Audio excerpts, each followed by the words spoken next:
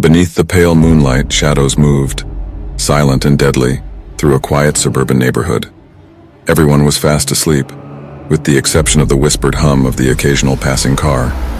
Houses stood side by side, with manicured gardens and dimmed porch lights.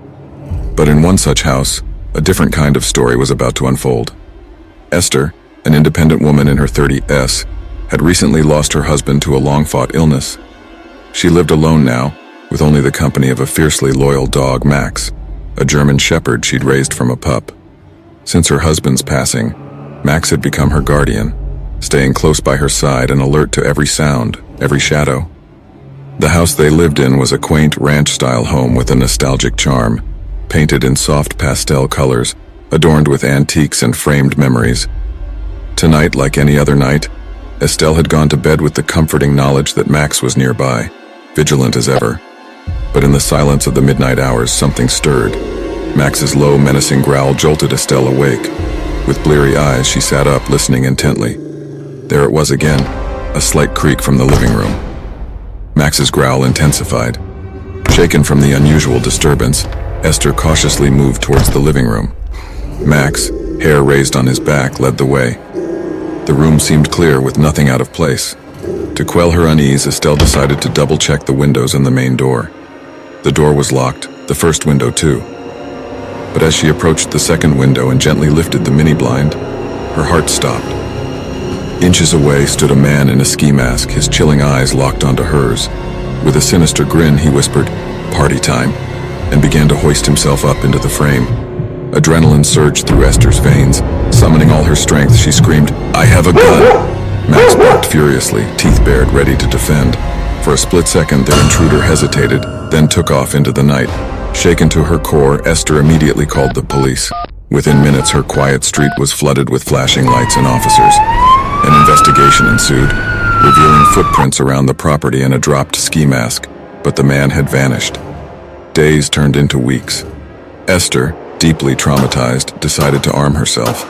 She took shooting lessons and soon became proficient. Every night she kept a gun by her bedside, praying she'd never have to use it. But one evening, as the sunset painted the sky, Max began to growl again.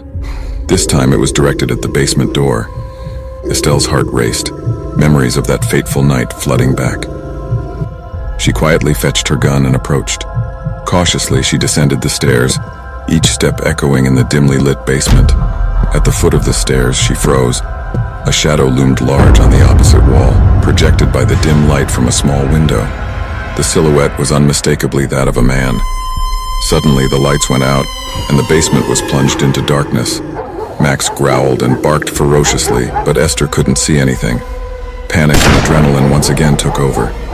She fired a warning shot. A scream echoed, followed by a heavy thud. Lights quickly flooded the room, revealing the intruder lying wounded on the floor. His ski mask had been removed, revealing a face that made Esther's blood run cold.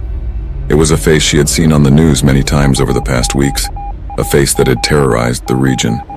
The man was an escaped convict, a notorious murderer and rapist. His crimes were heinous, his methods chillingly brutal.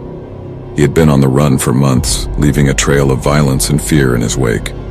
Now he lay at Esther's feet, captured by her courageous actions. The police arrived and the man was taken into custody, his reign of terror finally brought to an end. The town hailed Esther as a hero, but she felt no triumph, only a profound sense of relief mixed with lingering fear. Weeks later, as Esther sat in her living room, she reflected on the traumatic events.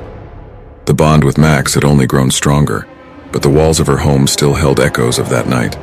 Her heart ached for the victims of the man she had faced, those who had not been as fortunate as she.